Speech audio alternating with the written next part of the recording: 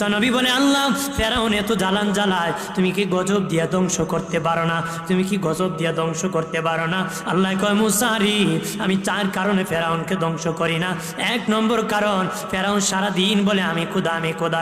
রাত যখন হয়ে যায়, জঙ্গলে যায় সিজদায় পড়ে, আল্লাহ আমি জানি গো তুমি খোদা, আমি খোদা না। আমারে খোদা বললে বড় ভালো লাগে, তুমি রাগ করিয়া গুসা করি আমাকে গজব দিও না গো। আল্লাহ বলেন, মুসা, রাত্রে ফেরাউনের দোয়ার কারণে আমি গজব দেই না রে। 2 নম্বর, মুসা তোমার মাথায় পাগড়ি, ফেরাউনের মাথায় পাগড়ি, তোমার মুখে দাড়ি, ফেরাউনের মুখে দাড়ি, তোমার পরনে জুব্বা, ফেরাউনের পরনে জুব্বা। আমি যদি গজব দিয়ে দিই, পাগড়ির বেজ্জতি হবে, দাড়ির বেজ্জতি হবে, জুব্বার বেজ্জতি হবে।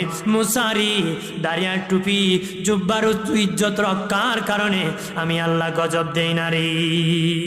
3 নম্বর, আল্লাহ বলেন, মুসা, ফেরাউনের বাড়িতে একটা এতিমখানা আছে, প্রতিদিন দুপুর বেলা এতিমদেরকে ফেরাউন খাওয়ায় দেয়। দুপুর বেলা এতিমরা খায়, করলাম ও মালিক, তুমি যদি গুসা করিয়া ফেরাউনকে ধ্বংস করে দাও, আমরা এতিমদেরকে কে খাওয়াবে গো আল্লাহ? আল্লাহ কয়, মুসারি এতিমের দুয়ার কারণে আমি গজব দেই না রে।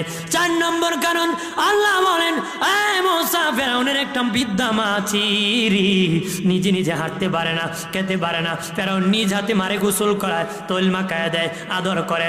মা যখন খাওয়ানোর পরে 2 হাত বাড়ায় করলো, চিৎকার দিয়া বলেন আল্লাহ, আরো জবান করে বলি আল্লাহ, আর আওয়াজ করে বলি ইয়া রাসূলুল্লাহ। প্রাণের আল্লাহ রে, কোথায় গেলে পাবো তোমারে? প্রাণের মাওলা রে, কেমনে ডাকিলে পাবো তোমারে? বন্দী হইলাম শয়তানের জালি, দিন কাটাইলাম হেলে দোলে। বন্দী হইলাম শয়তানের জালি, দিন কাটাইলাম হেলে দোলে। আমার জীবন মরণ দিলাম তোমারে, আমার জীবন মরণ দিলাম তোমারে। প্রাণের আল্লাহ রে, কোথায় গেলে পাবো তোমারে? প্রাণের মাওলা রে, কেমনে ডাকলে পাবো তোমারে? আমার আল্লাহ বলেন, মুসা রে, মুসা, ফেরাউনের মায়ের দোয়ার কারণে আমি গজব দেই না রে।